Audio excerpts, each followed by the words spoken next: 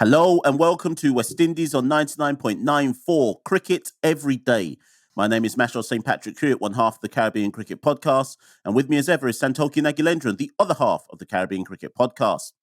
West Indies on 99.94 is your new home for West Indies cricket content, and we'll be dropping into your podcast feed on YouTube or the 99.94 app several times every week. So like, review, rate, share, subscribe. You know the drill, and thanks for joining Cricket's conversation.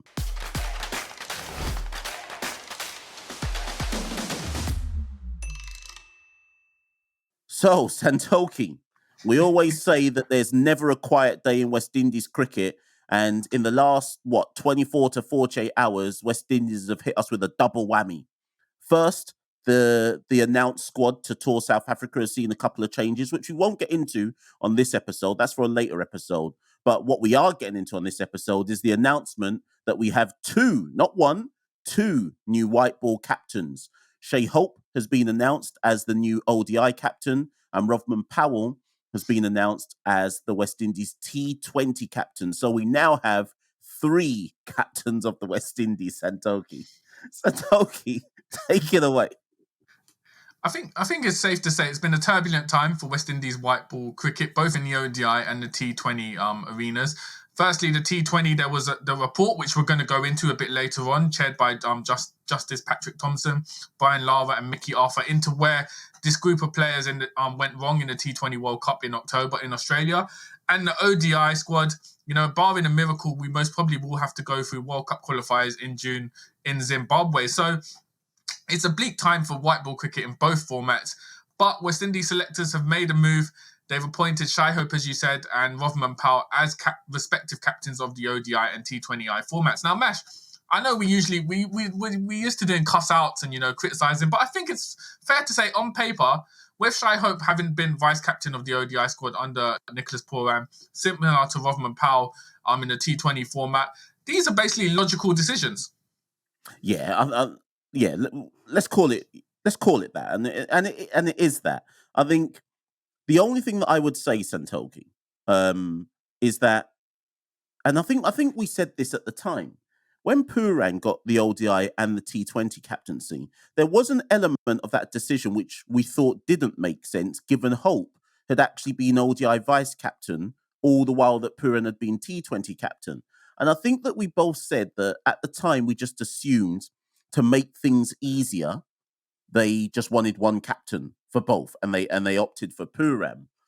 I just wonder in hindsight, Santoki, if they should have just stuck to what the plan was all along. That I'm not trying to say that means we suddenly would have won some ODI series with Shai Hope as captain instead, but it does seem that we've basically arrived at the natural decision-making around the ODI captaincy that we probably should have just done in the first place. Because I'd imagine, Santoki, that the reason why Hope wouldn't have got it the first time round is because they didn't want to have three captains.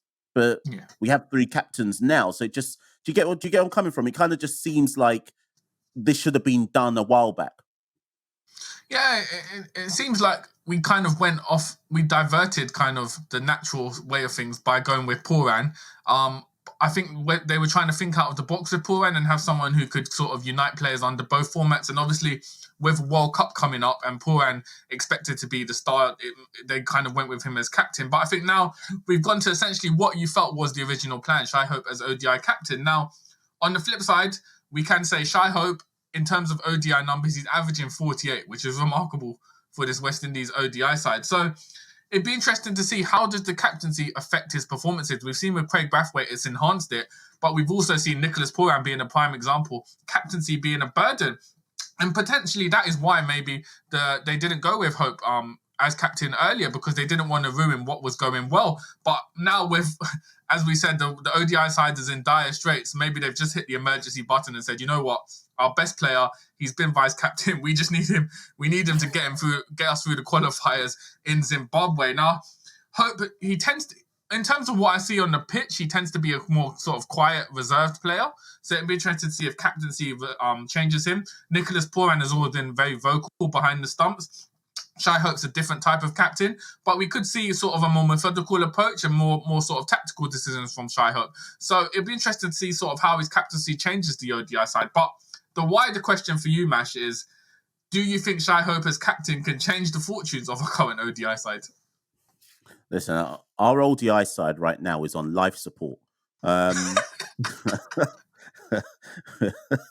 we're basically hoping that we don't actually have to go into the World Cup qualifiers, because somebody asked me the other day, out of 10, what chances would I place the West Indies at getting out of the World Cup qualifiers? And I said, right now, if you pin me up against the wall, I'd say 6 out of 10, or a 60% chance, right? I'm not relishing the idea of us having to go into World Cup qualifiers against potentially Sri Lanka, Ireland, Scotland, Netherlands. This before I talk about any of the other teams that will be in there, right?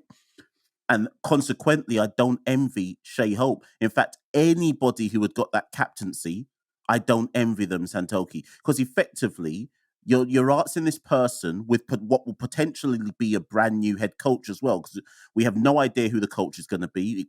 It may well be Andre Coley who keeps it. It quite possibly could be someone brand new who comes in. Now, unless that brand new person who comes in, let's just say someone brand new comes in as head coach, unless they're willing to do like what Brendan McCullum's done to England and say, you know what, everybody just back their natural instincts.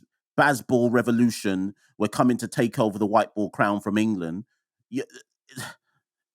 Brendan McCullum was able to start with a kind of foundation with an England side. Whoever's taking over this OGI side as captain, and well, we know Hope as captain, but as captain, as coach, you're starting at rock bottom.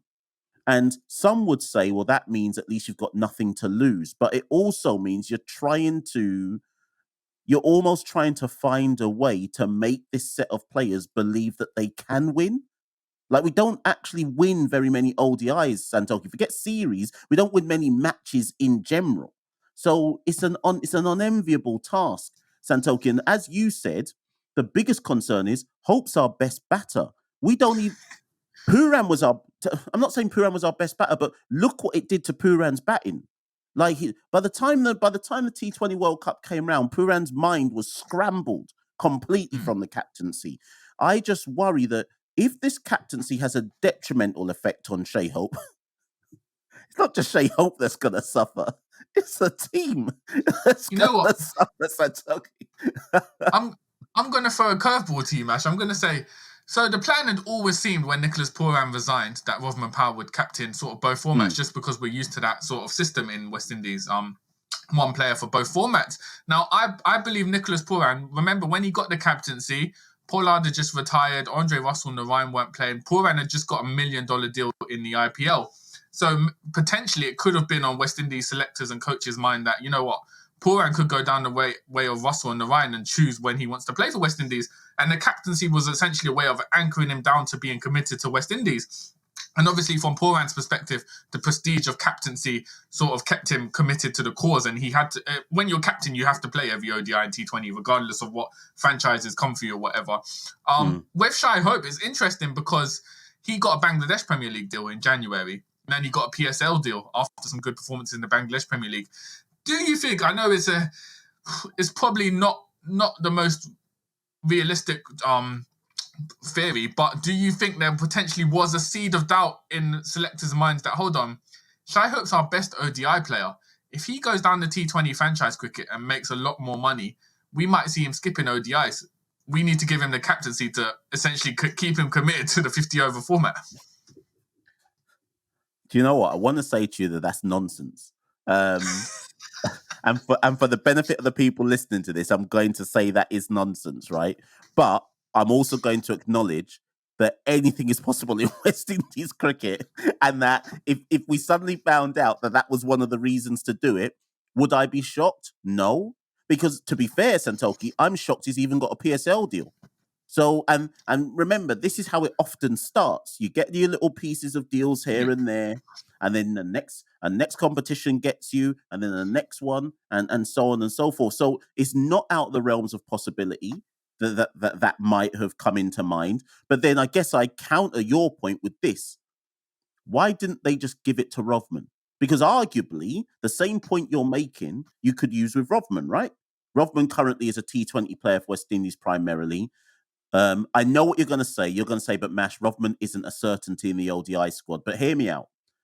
Rovman captained the Talawars to CPL title. He captained the Jamaica Scorpions to Super 50 title. He was the top run scorer in the Super 50 at the end of last year. So we would expect, based on rationality and logic, which sometimes goes missing in West Indies cricket, but you would expect that Rovman Powell must be getting a recall to the ODI squad, right? There was an argument in my mind that just give them both to Powell because there's less pressure, some could say, on Powell to have to score runs than there is on Hope, if you see what I mean. Hope scoring runs generally means we might be in the game in ODI cricket. Rovman Powell scoring runs generally means we're trying to chase it at the back end, if you see what I'm trying to get at. So there's less pressure, so to speak, on a Rovman Powell's shoulders if he'd got both. And more importantly, Rovman Powell's already a successful captain at the regional level. So I just wonder where you stand on if they should have gone down the route of given both to Rovman. And also, sorry, the reason why I said that, Santelki, is that would have anchored Rovman into West Indies duty as well. Yeah, it's an interesting question, Mash. I think we saw in the Super 50, Rovman, Jamaica Scorpions weren't the most talented side on paper, but he managed to galvanise them to a win in the Super 50. We saw him take, as we mentioned at the top of the show, some players thrive on the pressure of captaincy. He seemed to do that in that middle order, put in big performances. So there's the argument that you make him captain, he's got the tactical ability and he can thrive under that pressure as a captain. He's proven as a captain. And it also adds some uniformity to both formats, T20 and ODIs. I think the only problem will be, as you said, Mash, he's not a certainty in ODI cricket. And his last 5 scores, 9, 13, 18, 6, 13, I think it would have been hard for them to justify his selection as captaincy when he's not been performing with the bat and he's not a regular in the ODI side. I think it would have been a big jump. So I think to sort of quash those doubts, they've gone with Shai Hope, who's a stalwart on the ODI side. But I just think it is a massive gamble, because he hasn't got, after the South Africa series, we go into the World Cup qualifiers. If suddenly the pressure of captaincy affects his performances in South Africa, where do you go? Do you make him captain for the... We've got a player averaging 48. We've thrown the burden of captaincy on him. might half his average, in the big World Cup qualifier. So they've taken a big gamble by giving it to Shai Hope. So for all West Indies fans, we need to hope that he's someone who does thrive on the pressure of captaincy, Mash. Listen, let's take a break. On the other side, let's just look very briefly at that World Cup qualifiers and a whole lot more. You're listening to Cricket's Conversation on 99.94. Whatever your team, we have the show for you on podcast, YouTube, or on the 99.94 app. We have India, England, South Africa, West Indies, and now Sri Lanka covered. If you want to find us, the best way is to follow us on social media at 9994DM by downloading the 9994 app or Google 99.94 on podcast. We speak cricket. So, Santoki, before the break, you made reference to the World Cup qualifiers. So I just wonder, Santoki, let me put this scenario to you. So Hope's captain now. We got, I can't remember if it's 3 or 5 ODIs that we have in South Africa. And like you say, we don't play anymore till the World Cup qualifiers, I believe. Let's say we don't get out of the World Cup qualifiers, and that's essentially Hope's first proper tenure as ODI captain and whoever the permanent head coach ends up being. What happens then, Santoki? Because, and hear me out, because in the press release for saying, Hope's the new captain, I didn't see them say anything like, obviously we've got a World Cup qualifier coming up and it's important that we don't judge Hope's captaincy just off the back of that. And I'm not saying that that's something you would realistically expect to see in a press release, but you know how the Caribbean works, Santoki. The cuss out that's gonna come if we don't make it to the World Cup is gonna be based, since we've been doing West Indies on 99.94, that cuss out, if we don't make it to the ODI World Cup, is going to be the biggest cuss out that we've ever seen in West Indies cricket, right? How That I wouldn't wish that on any captain, much less someone who. Okay, I guess what I'm trying to say to you, Santoki, is: do you foresee anybody in cricket media, different individual prime ministers on different islands, because they love to jump in on a cuss out as well? Do you foresee anybody turning round at the World Cup qualifiers and going, "Well, boy, we've only just got a new coach. We've only just got a new captain. We've got to put it in perspective"? No one's going to say that, Santoki. The cuss out's going to be unreal. So, so where do we go from there? Listen, I'm going to have to book a day of annual leave off work, if that cuss out ever comes, because it is going to be monumental. And I think what we saw with Poran was the plan was obviously for him to lead the side at the 2023 ODI World Cup and the 2024 Home T20 World Cup. But the pressure of the cuss out, and bear in mind, the T20 World Cup only came 4 months after he took up captaincy, and he got a cuss out for not being able to galvanise the side. So it's now February, the ODI World Cup qualifiers in June. It's another 4-month window. So I don't think Shai Hope will be excused from a cuss out if he is captain and we fail to make the ODI World Cup.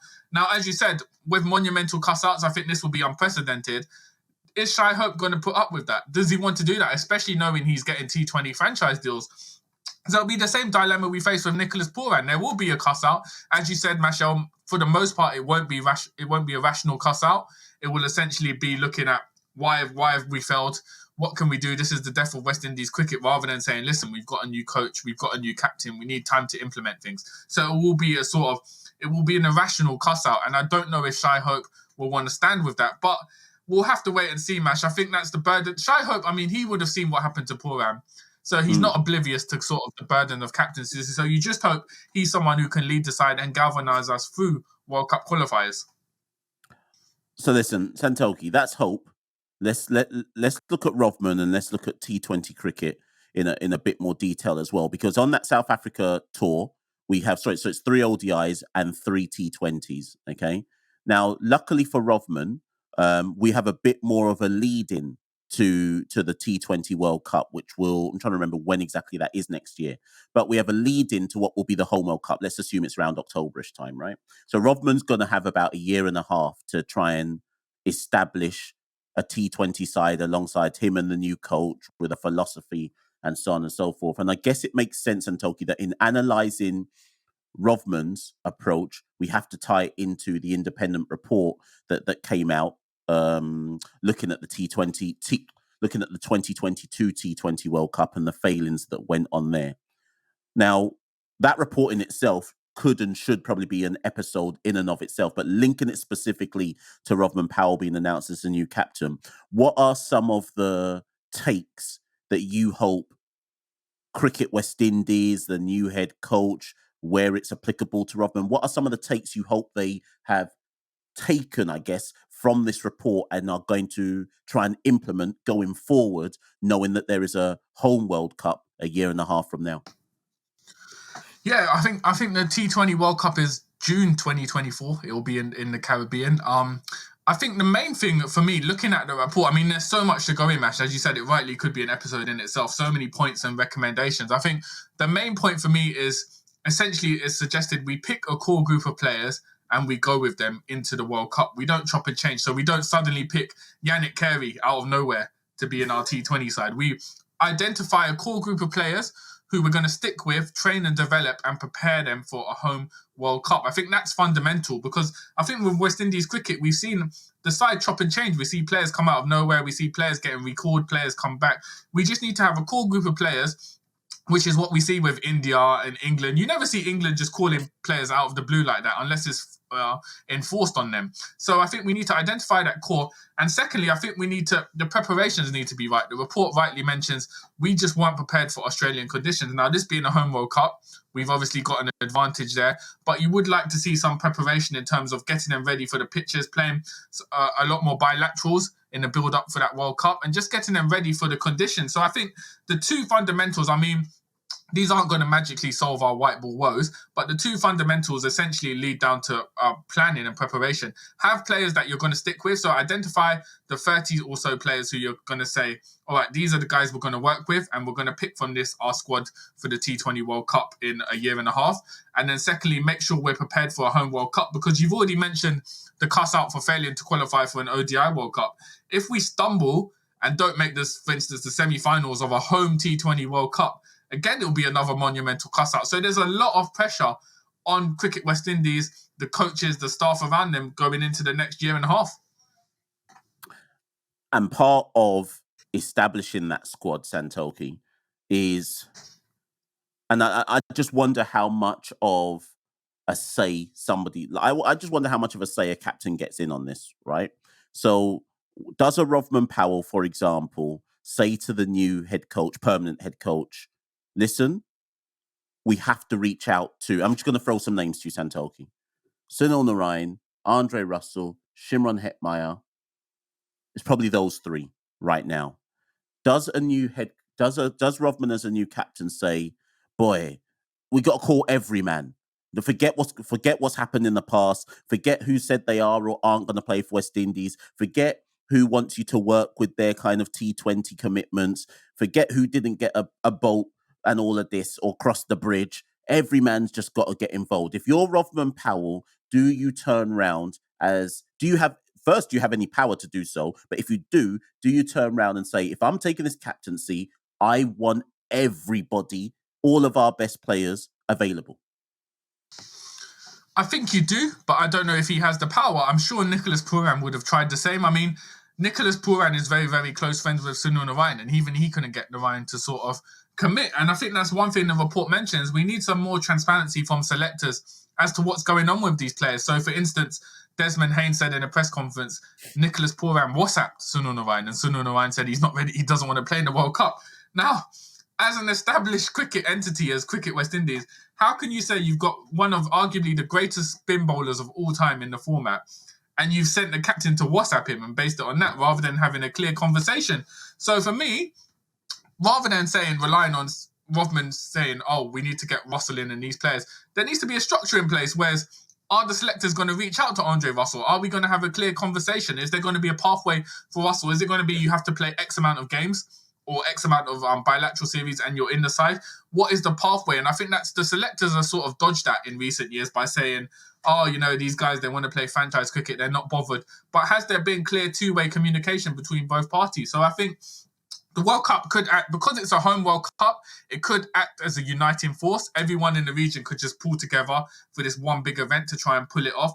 But I think you need a clear structure in place in terms of the hierarchy and communication with these players, rather than, as we tend to do in West Indies, relying on the captain's own personal ability to kind of get these players in. Because if you've got Andre Russell and Sunil Narayan sitting on the bench, it shouldn't have to come to Rovman Powell saying we need them in the side. There needs to be a process in place, as with any organisation, as to how we're going to implement them and get them into the side. Yeah, most definitely. Listen, Santoki, let's take one last break, and then on the other side, let's wrap the show. If you love the language of cricket and want more, then head over to the 99.94 app and you can hear all of our podcasts and cricket commentary. We're adding new shows all the time and covering cricket series from all over the world. Be the first to hear all of our announcements by following us on social media at 9994DM. Welcome to Cricket's Conversation. Okay, Santoki, so we're back. We're back from the break, and let's just last little segment of the show. Let's one other thing that I saw in the report, which I think is quite meaningful, and again, I guess loosely relates to Hope and Powell becoming captains, is it spoke about trying to find a way to have a Caribbean T20. Now, it's probably, in fact, not even probably, it's too soon before the 2024 World Cup to do anything about that, right? I know we've got like the cool and smooth T20 that takes place in Antigua. They arguably could say, well, you know what, we are, if you're after CPL, we're the premier Caribbean T20 tournament, but that doesn't involve all of the Caribbean, although it does a good job of trying to get some players to come along to it, both from outside the region and within the region, right? Can we realistically, and this is a difficult question, if it's a home World Cup, do you believe that CPL is the best prep for our own conditions then. Like, so if one of the criticisms was, well, boy, the team didn't really get the appropriate preparation for the 2022 World Cup, is CPL in November 2023, is CPL in August, September 2023, and obviously all our different bilaterals, enough prep for a June 2024 World Cup? There'll be no CPL prior to the T20 World Cup. In fact, it'll be about 8 months since we would have had CPL. So what is the prep we get then, Santoki? Do you see? Like, how do we get around that? Yeah, this is what I mean. I don't think CPL. CPL would be beneficial to players, but it's 8 months before the World Cup, so it's not going to directly affect performances or improve performances on home conditions, because essentially it would have skipped a whole season by the time we resume the World Cup. So again, what are Cricket West Indies going to put in place? Bearing in mind they have this report and recommendations. Are they going to schedule some more bilaterals, try and get some bilaterals? Obviously, the Future Tours program is already set in motion, but are they going to try and get some bilaterals, bearing in mind the high stakes of this tournament? Are they going to try and arrange some sort of warm up between teams, get the players to kind of take part in some sort of mini tournament or something? Because I do think we need to think outside the box in terms of preparation. If we go into this World Cup and play 2 T20s against, England or something as our only warm up, we're going to struggle, even if it's home conditions, because I think in modern cricket, a player for England or Australia, they can adapt because most of the players have played franchise cricket around the world. So our players being in CPL isn't going to give them that much of an advantage, because you'll have England players and Australia players who have played in CPL anyway. So they'll know the conditions. So what exactly is the direct preparation going to be for this World Cup? And I think another interesting thing is the report recommends that white ball players to improve their own game, because we know we've got the talent, but how do you improve that? We've seen Nicholas Pooran underperform in the formats in past few months. How do you improve his skill set? The reports recommended that these guys have a go playing red ball cricket, test cricket, to improve their own fundamental skills. So is that something that's going to be implemented before the 2024 World Cup? Are we going to see Nicholas Pooran, Brandon King given a chance in test match cricket, not only to benefit the test side, but to benefit their own white ball skills, which will help our chances at the World Cup? So there's a lot of logistics and in terms of our planning and preparation going into this World Cup. I would just like to see Cricket West Indies be proactive in regards to that. Yeah, and I think a good summary, I think it's a really good point, Tolkien. I think possibly then a really good summary of how we move forward. People need to not see Hope and Powell's being elevated to captaincy as any kind of this isn't the key to success, just like it wasn't when Pooran was elevated. Because I remember everyone making that mistake when Pooran was elevated. This is what's going to fix it. Pollard's gone now. Pooran's the key. No one captain can do anything to alleviate the issues that we have within West Indies cricket. And I think this all stems from our hang-up from Clive Lloyd being the captain he was in the 70s, etc., and Viv being captain. I think people have tied some kind of historic legacy to the influence of being a captain in the region. And don't get me wrong, it's important because we're all from different islands and nations, right? But in the present iteration of West Indies cricket, no one man can unify these men's senior teams to suddenly be better than they actually are, right?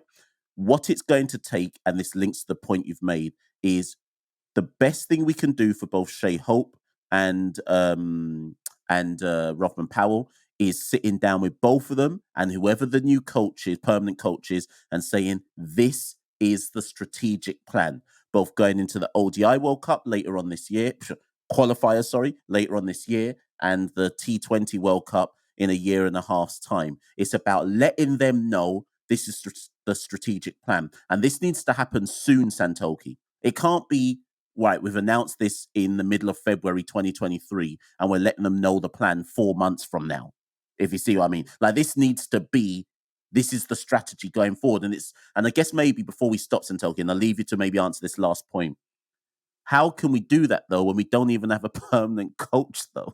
Because we're actually still with an interim head coach. So maybe even that is delaying things, because we don't actually know who our coach is right now. So I'm saying we need a strategy, but actually maybe we can't even have a strategy till after we've got South Africa out the way. Yeah, it's just, It's a double-edged sword at the moment. I mean, the South Africa bilaterals ODI bilaterals are the only opportunity before the World Cup qualifiers for the players to play ODI cricket. But as you said, we don't have a permanent head coach, so how can we implement a strategy or philosophy? So I think you've hit the nail on the head there by saying we can't put onus and complete responsibility on Shai, Hope and Rovman Powell. They're just individual men. They can do what they can. What's possible within their realms, but essentially we need a clear structure and environment around them for them to succeed. And I think that's something that's been lacking in the past few years in our white ball cricket. So it'd be interesting to see, the South African bilateral starting next month. It'd be interesting to see if their individual appointments does make a noticeable change to the side, or if we still perform in the same manner. So we'll be back regarding that in a coming few weeks. But for our next episode, Mash, we're going to have to talk about, the surprise/shock selections for the test squad to South Africa. I know a lot of you have been asking about that. So we're going to do that for our next episode. So stay tuned for that, guys. Thank you very much for joining us on 99.94, West Indies on 99.94. Have a good evening, and I'll give the final word to Mashel. Yes, and Santoki said it all, people. Never a dull day in West Indies cricket, and plenty more content coming. Stay locked in.